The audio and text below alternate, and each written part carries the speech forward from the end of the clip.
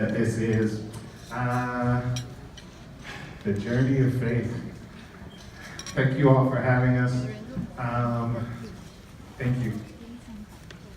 Good morning. We are so grateful to be here. We are honored.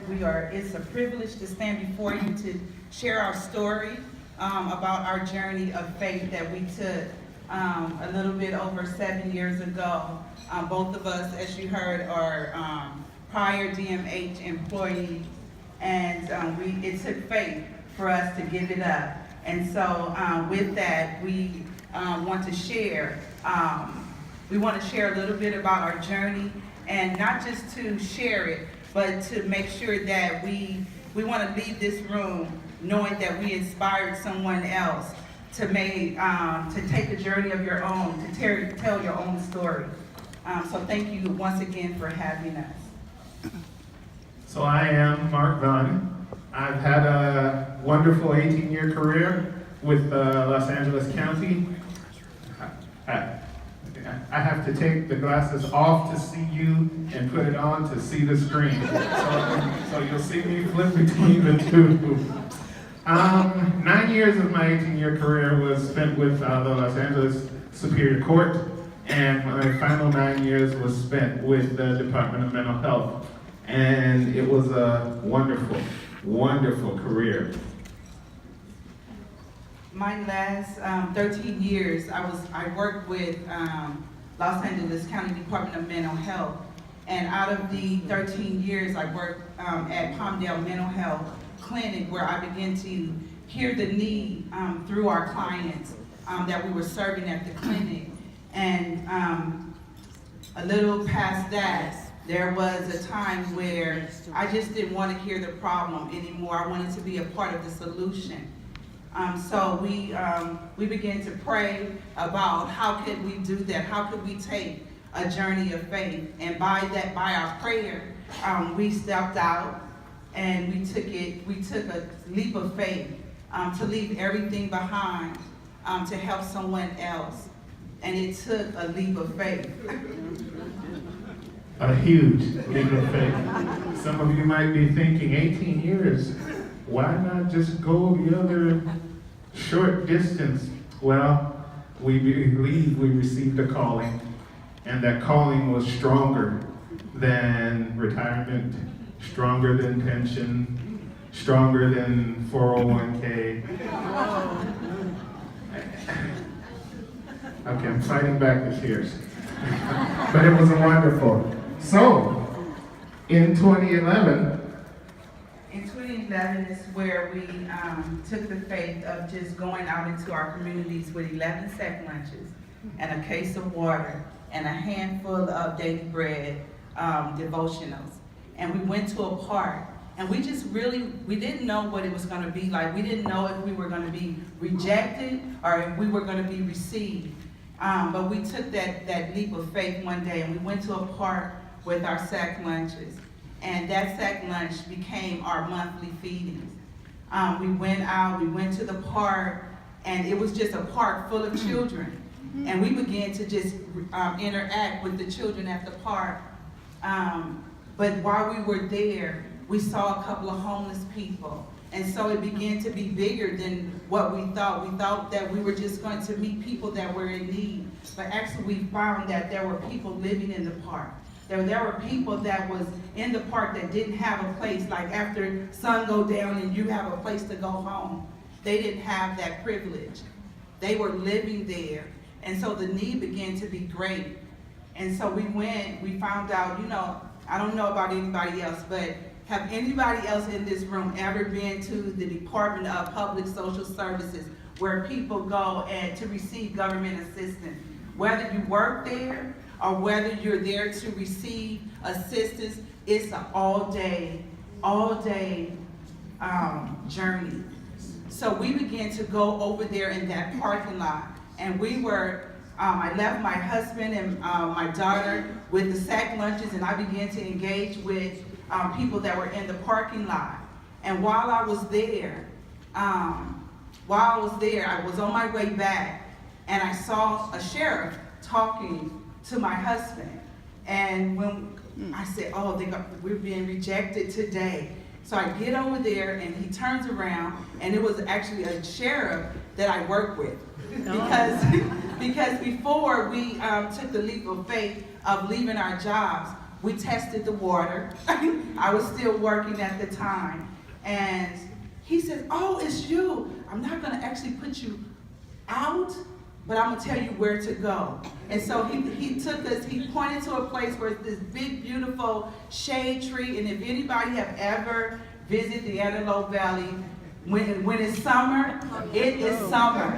And so we were really grateful that he pointed us away from the parking lot over here on a grassy area under this big, beautiful shade tree. We thought that that was a sign of God.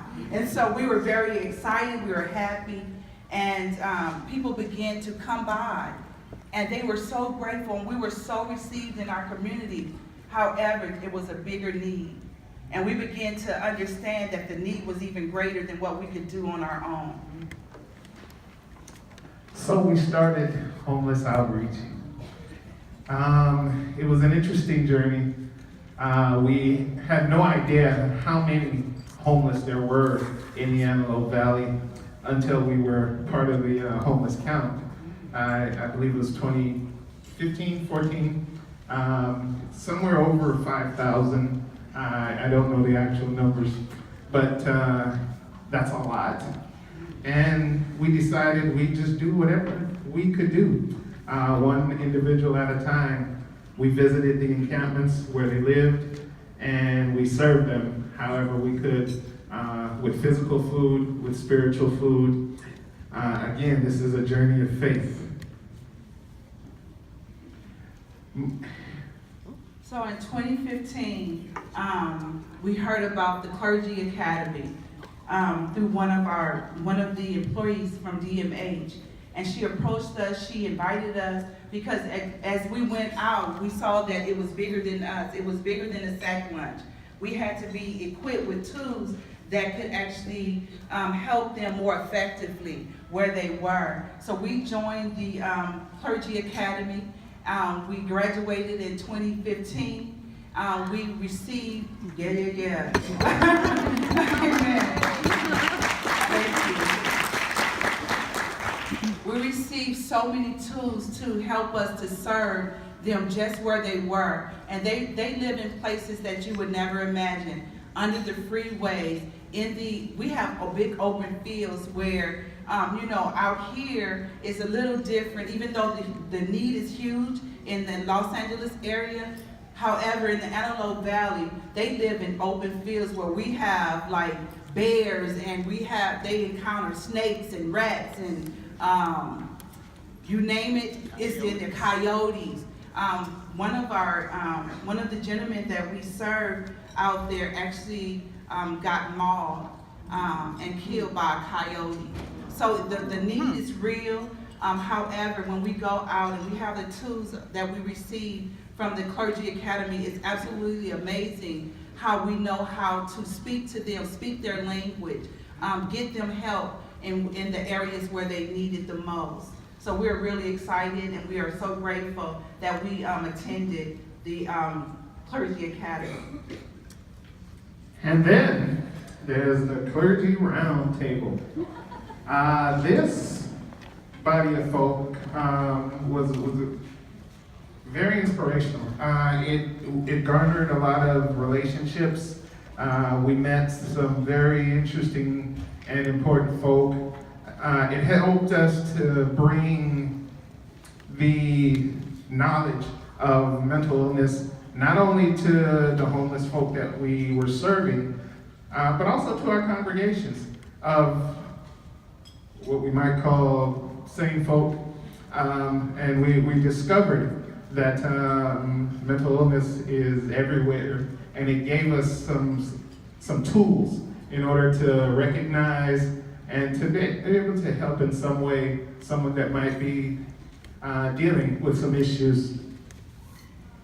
So together, we bring hope, recovery, and well-being through the round table. That's a place where clergy and DMH employees come together and partner to be able to serve the whole person. And I love what it means, hope, recovery, and well-being. We stand for it, we partner with them, and it's a wonderful, wonderful collaboration, and together we are making a greater difference in the Antelope Valley.